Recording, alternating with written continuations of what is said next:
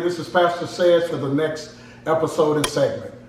Today we'll be coming out of the New King James Bible, the book of Genesis, chapter 18, verses 7 through 14, from the topic and the subject of, is there anything too hard for God? You might want to tune in. Hello, saints. This is Pastor Says. I want to talk to you from the topic of, is there anything too hard for God? Now, like I know we throw that statement around so many times, but do we actually believe that statement? That there's nothing that God cannot do. And if you are one of the ones, the blessed ones, who know that to be true, then why, when our back is up against a wall, why, when we get in diverse situations, why, when pain is, whether spiritual, mental, or physical pain, sometimes we lose sight that there's nothing that is impossible for God. So that's what we're going to talk about. We're going to go to the book of Genesis. Genesis is the book of beginnings. And we're going to talk about the man of faith. And his name is Abraham. So turn your Bibles or your devices to the 18th chapter of Genesis, and we're going to read verses 7 through 14. And Abraham ran to the herd, took a tender and good calf, and gave it to the young man, and he hastened to prepare it.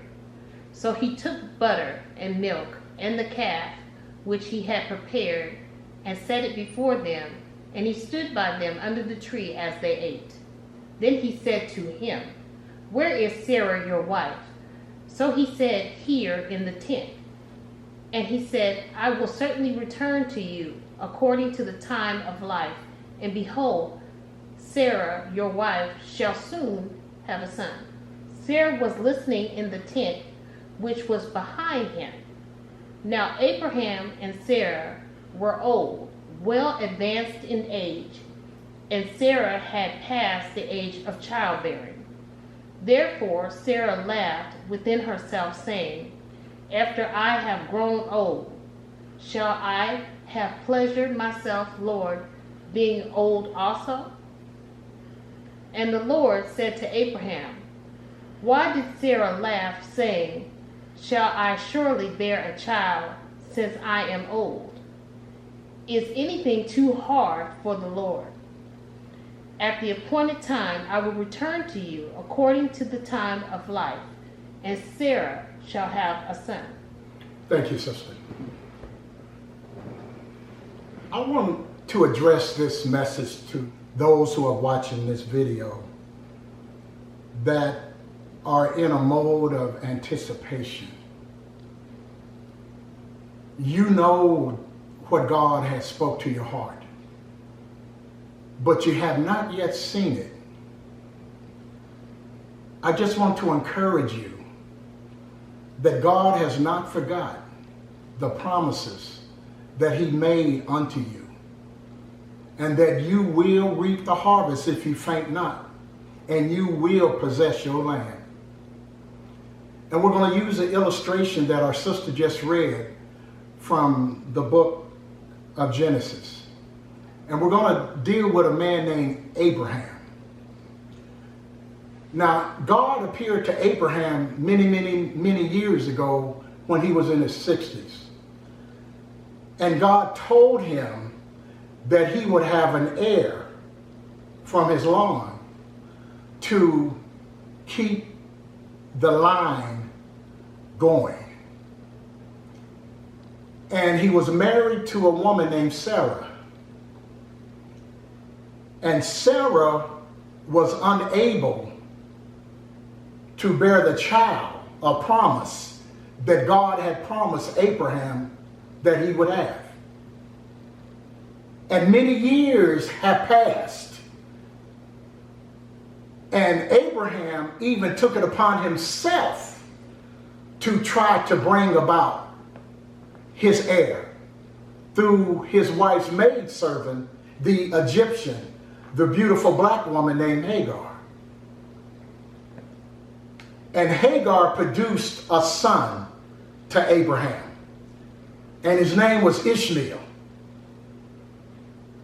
But Ishmael was not God's promise. And Abraham got in front of God, trying to make what God said would happen in his time. So many times don't we do that? We put our hands to the plow. We put our hands to the situation.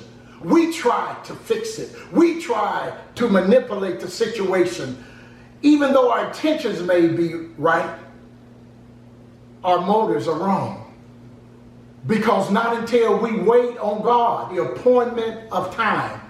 See, when God gives you a promise, the promise has to go through a process. And that process is called life. God is getting you ready to receive the promise in the process. So that after you go through the process, then the appointment of time, God will manifest the promise that he gave to you many, many days, many, many months, or many, many years ago. Hannah was an example. She was married to a man named Elkanah.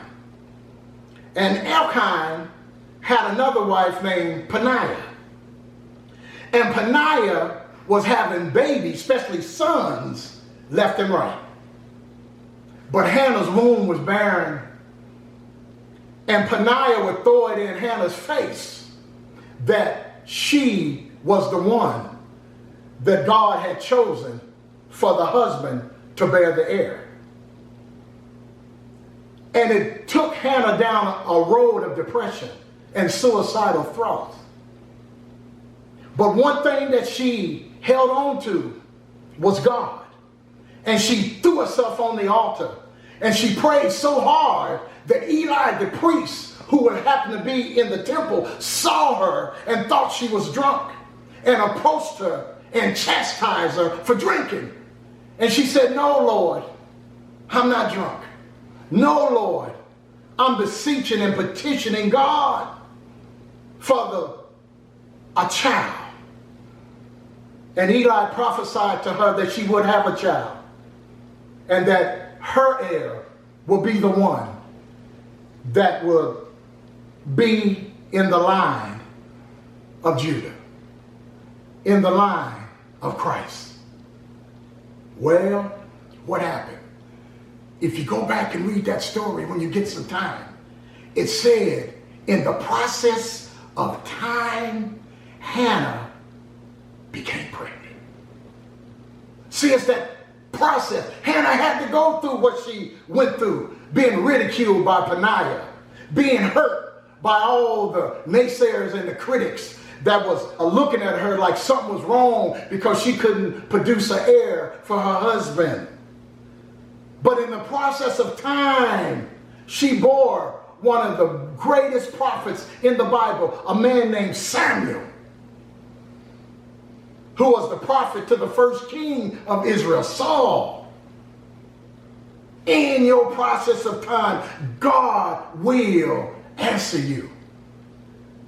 So we see in the story that our sister read, it had been many of years since Abraham heard the voice of God.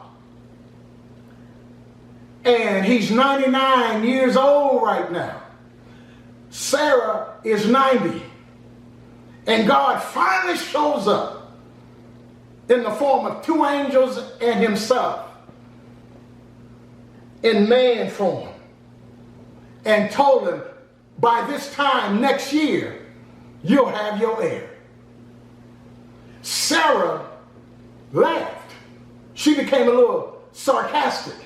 She said, Therefore Sarah laughed within herself, saying, After I have grown old, shall I have pleasure, my Lord being also old.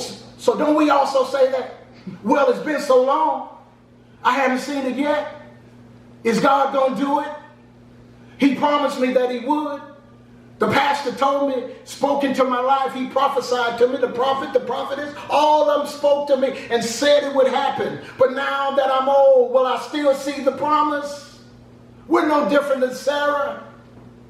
And the Lord said to Abraham, why did Sarah laugh, saying, shall I surely bear a child since I am old? So God is saying, why are we being sarcastic?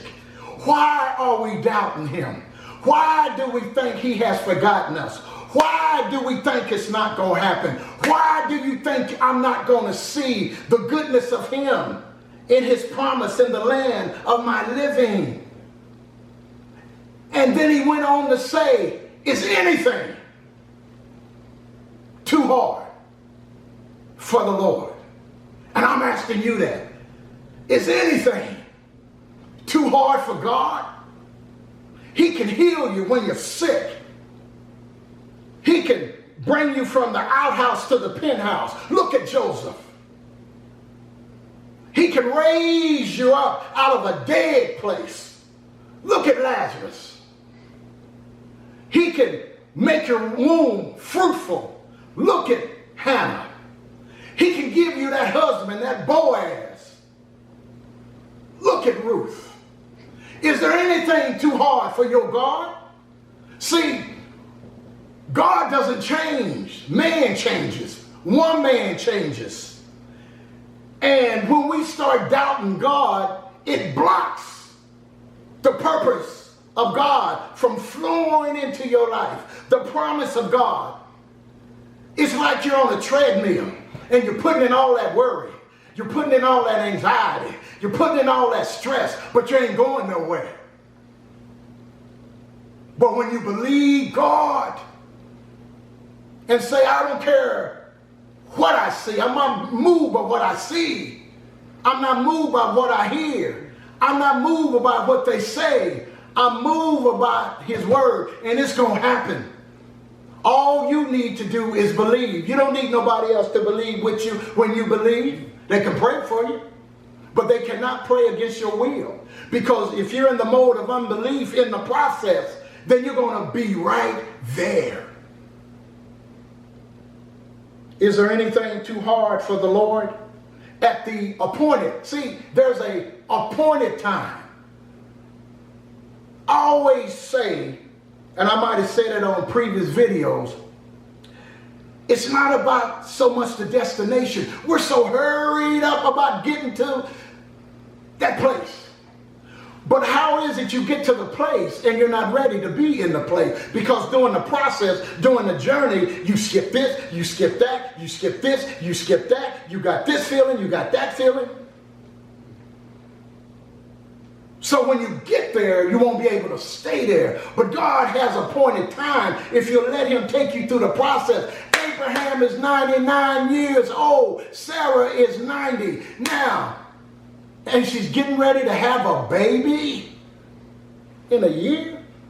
So that means, I wasn't great at math, but I know 99 plus 1 is 100. And she was 90, so she was 91. So her womb was fertile. His seed was fertile. And at 100 years old, guess what happened? The promise, the appointed time, the heir, Isaac, was born. You got to believe, saints. So I want you to hold on. I know we're living in some crazy times right now. But don't be moved by the politicians in Washington. Don't be moved by that guy down in Florida. Don't be moved by this party or that party. Put your faith in God. Because out of everything we're seeing, God is in control. He sits on the throne. He sits high. He looks low. He is in the affairs of everything in this world that you know and see. Is there anything too hard for God? I don't know what you're facing. But I just want you to hold on and hold out. And in the appointed time, you will and you shall see your Isaac. I guarantee it. We're going to end with our sister reading Luke chapter 1, verses 34 through 38. Listen to this. Listen to this. Then Mary said to the angel, "How can this be, since I do not know a man?" And the angel answered and said to her, "The Holy Spirit will come upon you, and the power of the highest will overshadow you. Therefore also, that Holy One who is to be born will be called the Son of God. Now indeed, Elizabeth, your relative, has also conceived a son in her old age, and this is now the 6th month for her who was called barren. For with God nothing will be impossible." Then Mary said, "Behold, the maidservant of the Lord, let it be to me according to your word." And the angel departed from her. I just want to add a caveat to that. Look what Mary said. The angel Gabriel appeared to her and told her that she would be with child. She said, "Well, I haven't been with a man. How is that to be?" He said, "The Holy Spirit will come upon you, and you shall be impregnated by the Spirit of God." Now that's some whack stuff right there, y'all. That ain't something that we rock to, if someone told you that. But look, she said, "Be unto me according to your word." Because even though she didn't understand it, she believed it. She believed it. And that's why you got to say, is there anything too hard for my God? Be unto me according to your word in appointed time, that I may give you the glory and the honor and all the praise for what you have done for me. Hello, family. This is Pastor Davis again. Do me a favor and do yourself a favor. Subscribe to our Pastor Says Network and like our Facebook